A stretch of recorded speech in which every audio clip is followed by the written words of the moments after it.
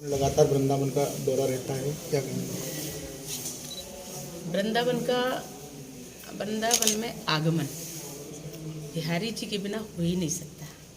उन्होंने बुलाया और मैं चली आई। कभी वो हमारे स्वामी दर्शनानंद जी को निमित्त बनाते हैं, कभी हमारे इंद्रदेव जी को निमित्त बनाते हैं, वो बुलाते हैं, हम आ जाते हैं। आप भी एक संत हैं, धीरेन्द्र कृष्ण। जिस तरीके से धार्मिक चीज़ों को लेकर जो इस समय हाहाकार मचा हुआ है, उसको लेकर क्या कहेंगे? कोई हाहाकार नहीं मचा हुआ है। सनातन धर्म पर आक्रमण कई विधर्मी करते हैं, क्योंकि उनको सनातन धर्म की शक्ति का आभास नहीं है। और जिसको सनातन शक्ति का आभास नहीं है, वह तो ऐसे उपद्रव करेगा। तो वह ऐसे उल्टे सीधे लोग, जिनके ना पिंड अच्छा है, ना उनके संस्कार अच्छे हैं, और इसलिए पिछला तो जन्म बिगड़ा ही होगा, इस जन्म में भी मनुष्य का जन्म ले लिया है, लेकिन उनकी आत्मा अभी भी कलुषित है। ऐसे लोग जो तमाम प्रकार की बातें करते हैं, सनातन धर्म कभी भी इससे कोई उसके ऊपर प्रभाव नहीं पड़ने वाला। और सनातन धर्म के जो अनुयायी हैं, जो हमारी शाश्वत शक्ति है, सन्यासी हैं, हमारे भक्त हैं और तपस्या करने वाले भक्त हैं, उनके अंदर एक विशेष प्रकार की जो ऊर्जा आती है, जिनका मन कलुषित नहीं रहता, जिनके विचार शुद्ध रहते हैं, भाव शुद्ध रहते हैं, शरीर शुद्ध रहता है, ऐसे लोगों के पास शक्तियां एकत्रित संग्रहित होती हैं। और अगर वो राष्ट्र कल्याण में लोगों के लिए लगाते हैं, लोगों को दुख दूर करने में लगाते हैं, तो लगाते रहना है और ऐसी प्रभु की शक्ति उनके पास आती रहेगी।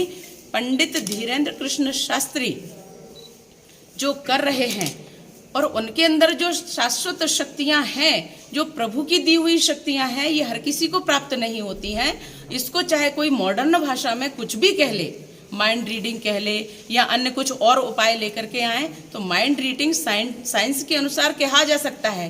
पर सत्य बताइए कि एक संत जिसने अक्षर ज्ञान नहीं लिया, एक संत जिसने उतनी पढ़ाई नहीं की जो माइंड रीड करने वाले लोग शायद पढ़ रहे हो और बता रहे हो, लेकिन वो धीरेन्द्र कृष्ण शास्त्री जो बात कह रहे हैं, वो अडिग हैं, अटल हैं।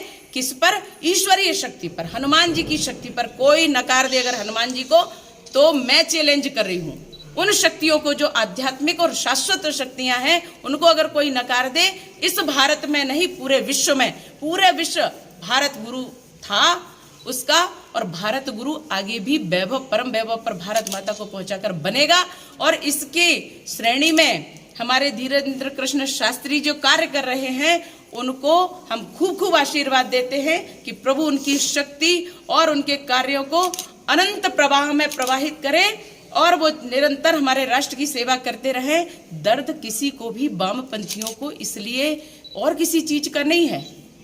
उनको है कि हिंदुत्व क्यों बढ़ रहा है, उनको है कि धर्म क्यों बढ़ रहा है इनके माध्यम से, उनको है कि इनको पूजा क्यों जा रहा है। उनको ये पीड़ा है कि कहीं राष्ट्र परम वैभव पर ना पहुंच जाए, जो हमारा संकल्प है, जो हम पहुंचाने के लिए लगे हैं। चाहे पंडित धीरेन्द्र कृष्ण शास्त्री जी हो, और चाहे अखंड भारत के होने के करवाने के प्रणेता हमारे स्वामी श्री राम भद्राचार्य जी महाराज हो, चाहे साध्वी प्रज्ञा सिंह ठाकुर हो, चाहे सनातन धर्म हो, और चाहे हमारा साधु संत हो, जो सनातन धर्म कहेगा करेगा, उसको कभी कोई आंक नहीं सकता। और विधर्मियों की तो दृष्टि होती ही नहीं उस प्रकार की, इसलिए विधर्मी सदैव परास्त होंगे और राष्ट्र हमारा परम पर पहुंचेगा।